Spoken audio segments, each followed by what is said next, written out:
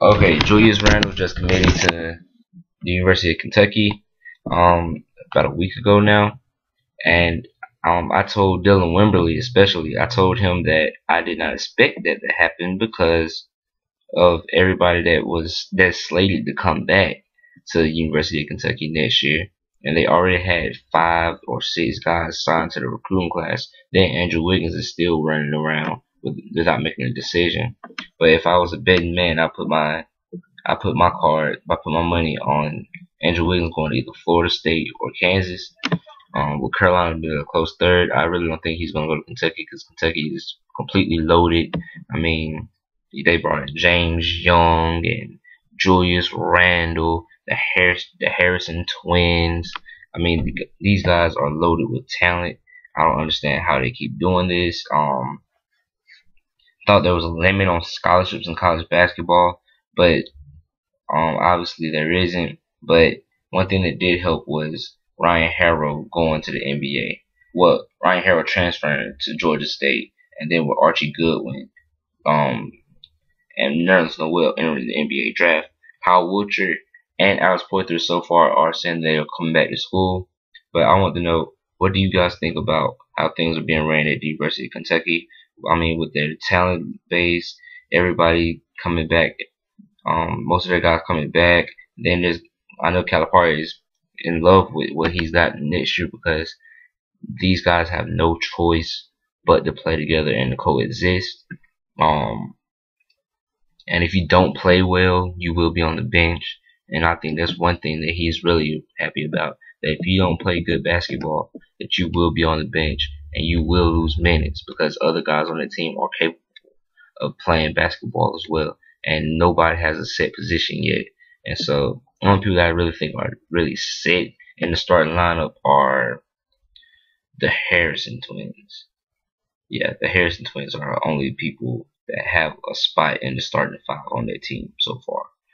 Um, Other than that, I just don't understand how this could happen. How in basketball and college basketball at that, where it's a continuous overhaul of talent for one school without any investigation or anything going on. I'm pretty sure that will be able to go on with his life before any recruiting violations or anything are found, just like his previous stops at Memphis and at UMass. I mean, there's something to be said about you being found out after you leave a certain place. So, I mean, we have to wait it out and see. But as of right now, the championship is going to Big Blue Nation. No, hands down, because they have returning players, they have veteran players, and they have some great young players. Um, Now let me talk about my Duke Blue Devils because a lot of people are panicking, and I made some shocking comments about how I was glad Plumlee, Kelly, and Curry were leaving. I grew up idolizing a certain type of a basketball player. I grew up a Duke fan, as many of you know. I feel that Curry, Plumlee, and Kelly aren't the Duke players that I grew up watching. And seeing the guys that we have coming in next year, hell yeah, I'm happy they're gone. I mean, because the guys we have coming in next year, they're thoroughbred basketball players. That's why Duke never gets thoroughbreds. Well, we got 3 thoroughbreds coming in next year. Well, 4 thoroughbreds coming in next year, if you count Semi Ojale. Ojale is a scorer from Kansas, NBA ready body already, and all he has to do is just develop his skills. He's super athletic. All he had to do is develop his skills. Matt Jones, he's a shooter. Of course, we have to have a shooter in every recruiting class at Duke University. He's going to be a great asset to the team. Then we're going to have Rodney Hood. Many people don't know Rodney Hood sat on the bench this year as a transfer. He'll be ready to go next year. Thank goodness. Um, he's an NBA ready player already, and so don't really think that we're gonna have him for more than a year because he's going to the NBA. He's ready now if he was. I mean, I saw a mock draft where he was a lottery pick already this year, if he would have been able to play. But next year he's a lottery pick as well. So Rodney Hood is going to be very, very good. He's going to be the type of a Duke player that we haven't seen in a long time, since probably the Corey McGetty and Elton Brand days. And then another guy, Jabari Parker. Of course, everybody knows Jabari Parker. He was the best player in the high school player in the country until Andrew Wiggins reclassified to 2013. Jabari Parker is going to be mainly our power forward slash small forward. He can play any position on the court if you ask him to. He's a real great kid, nice, smart, and he's a thoroughbred basketball player. Plumlee wasn't thoroughbred. Kelly definitely wasn't thoroughbred. Curry, he wasn't thoroughbred. I mean, you can say he could shoot the ball like he wanted to, but he was a liability on defense. And other than shooting the ball, he really didn't have much of an offensive game. Even though he developed a little bit of an offensive game over his years at Duke.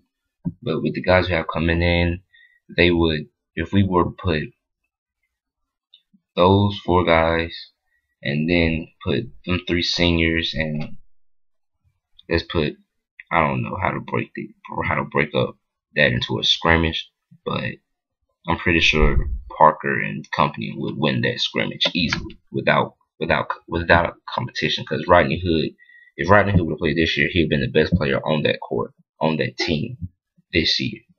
And a lot of people were really impressed when they saw him at Countdown to Craziness, because he was the best player on the team, and he had the red shirt. And now Duke is looking for Tariq Black, a transfer from Memphis. He can play right away, which is very, very good, and we're really excited about that. So we have to see how that goes, and he can solidify our center position, because as of right now, Emil Jefferson would be our starting center at Duke, and I'm really hoping we can get this guy from Memphis. He would solidify our front line, and they'll save Jabari Parker from having to play center or something like that during this season. But to give you an idea of what the Duke team starting five is gonna be next year, you're gonna have Quinn Cook, Rasheed Suleiman. If he doesn't go pro, a lot of speculation is he might turn pro this year. We have Rasheed Suleiman, Rodney Hood, Jabari Parker, and whoever's at the center position. But like I said, as of right now, it'd be Emil Jefferson, because Marshall Plumlee hasn't developed the way they thought he would have developed, and so we're really looking at that center spot. That's the only problem with our team next year. But if we can solidify that center position, this Duke team will be something to reckon with. Now, it wouldn't be as deep as a Kentucky team. It might not be as talented as that Kentucky team, but they would have a good chance to go have a good run in the tournament.